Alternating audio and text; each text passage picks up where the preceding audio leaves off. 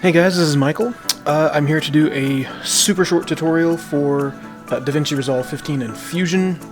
My last one went really long because I was trying to explain a lot of things, and this time I'm going to try to go as short as I can while still keeping pace with explaining moving from After Effects into Fusion. So let's go ahead and get started.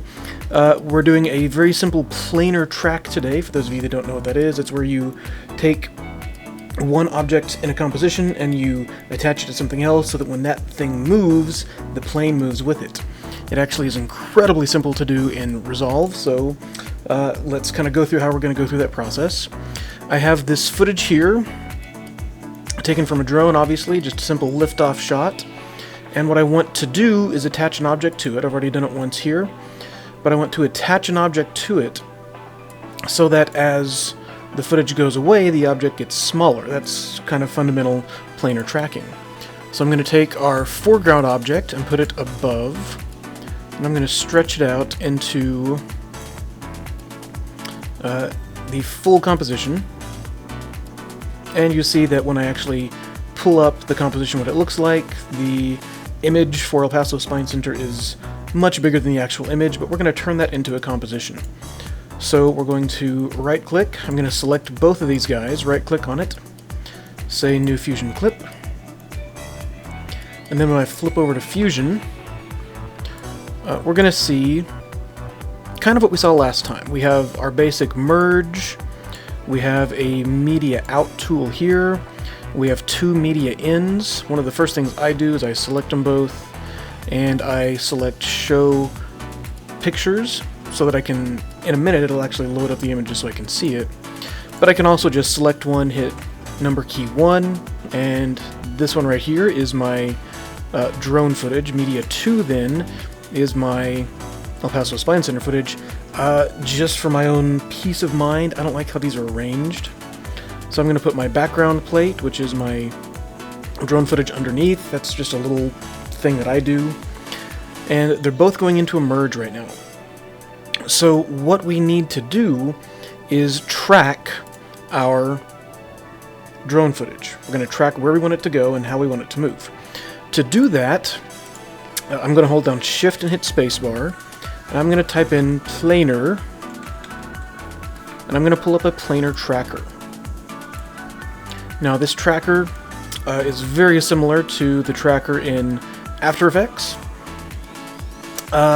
And you're even going to see how they behave very similarly. I'm going to attach my background plate, my drone footage, make the output of that go into the input for the planar tracker, and that's really all I need to do right now. You're going to see why in just a minute. In my timeline, I'm going to scrub back, and I'm going to make sure I'm at the start of my comp. The drone footage pulls out, so I know it's going to be going further out. But for now, what I want to do is I want to be at the start of my composition. This is where I'm going to track from. There's times you don't want to do that. For this example, we are going to do this track from. When I select my planar tracker, I get different options over here. You can do a point track, which is pretty common. That's usually when you have one object circling or stuck to another. I'm going to drop down in my inspector over here. I'm going to change it to hybrid point area, so it's looking at more than just points, and I'm going to select an area with some good detail. So I'm going to draw a shape around kind of these scrub brush over here. I'm not too worried about it. There is actually a good bit of detail in there to latch onto and track as the image goes away.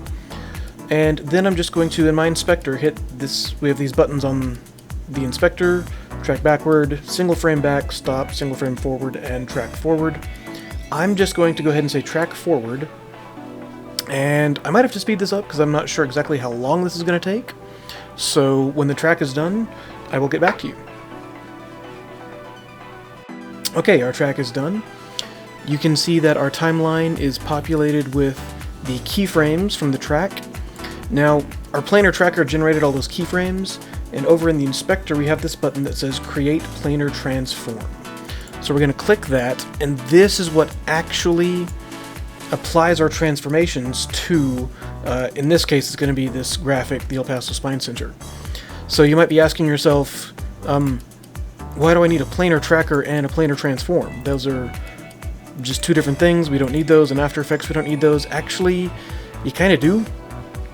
In After Effects, it's just that you have, at least the way I always did point tracking, you create a null object and you take all your tracking data and apply it to the null object.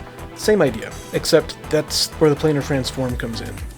So we're going to take our El Paso Spine Center media, pipe that into our planar tracker, and we're going to pipe that into our merge with our background, once it decides to connect, that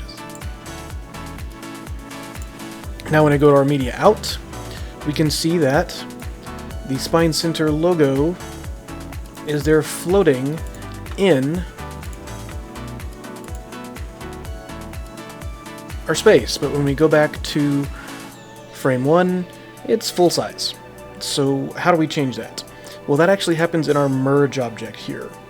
Remember, merging from After Effects is kind of like a pre-comp and kind of not. This is one of those things where it's kind of not like a pre-comp, but when you select the merge, you can actually change the size of the foreground object.